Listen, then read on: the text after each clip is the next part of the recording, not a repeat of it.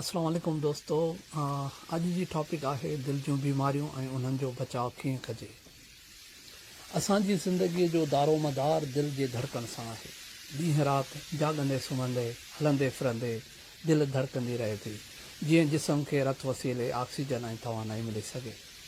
हिन नंढड़े उज़वे जी कारकर्दगी जो अंदाज़ो उन्हीअ मां लॻाए सघिजे थो त माण्हू जी दिलि हिकु मिंट में 72 भेरा धड़के थी, यानी हिकु धड़के सां सरासरी 80 खां 100 सीसी रत ख़ारिज थिए थो।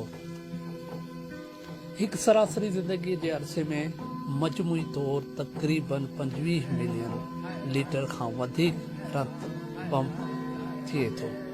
इन जो मतिलबु इहो आहे त हिकु ही दिलि सॼी कमु पैदाइश खां वठी मौत ताईं असांजी ही धड़कंदी रहे थी।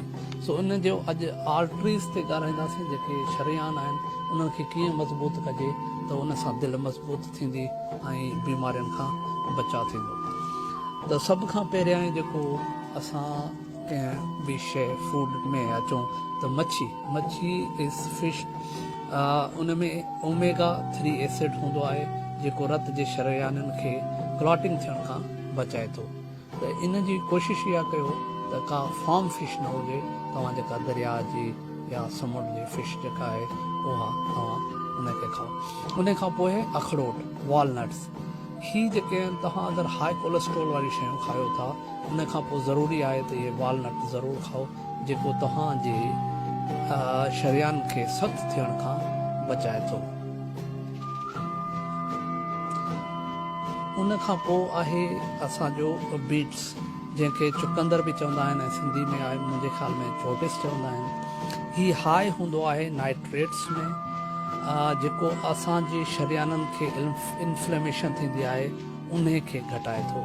त ही तव्हां अगरि कॾहिं सलाद वग़ैरह खाओ त उन में हिन जो इस्तेमालु ज़रूरु कयो। उन खां पोइ आहे तव्हांजी साई चांहि, ग्रीन टी जेका आहे सो तव्हांजे रत जे शरियाननि खे साफ़ करे थी। ॾींहं में अगरि 5-6 दफ़ा तव्हां पियो था त जेको तव्हांजो बिल्डअप थिए थो तव्हांजे रगनि में फैट जो, उन खे जेको आहे सो मेल्ट थियण में मदद करे थी। उन खां पोइ आहे हेड हल्दी, जेके टर्मिक बि चवंदा आहिनि।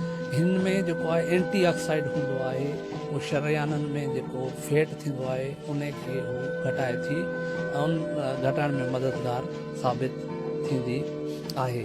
उन खां पोइ आहे दालचीनी, सिनामन, ही अव्हांजे शरियाननि खे मज़बूत करे थी।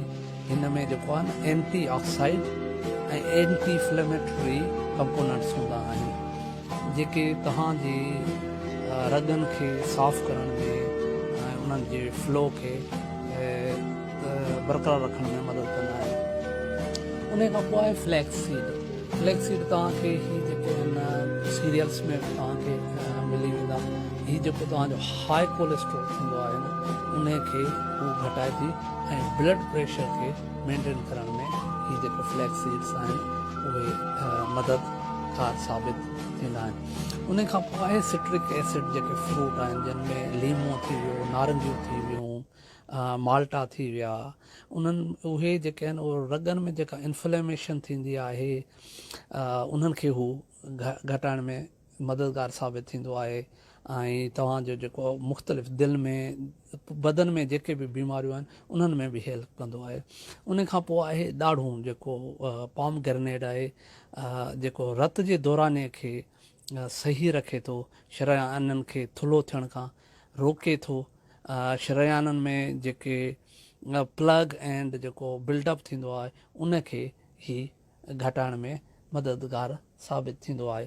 उन खां पोइ आहिनि असांजा राहां, जेके बीन्स जंहिंखे चवंदा आहियूं, उहे फाइबर रिच हूंदा आहिनि, जेके तव्हांजो ख़राबु कोलेस्ट्रोल आहे उन खे घटाइण में ही मददगार साबित थिए थो।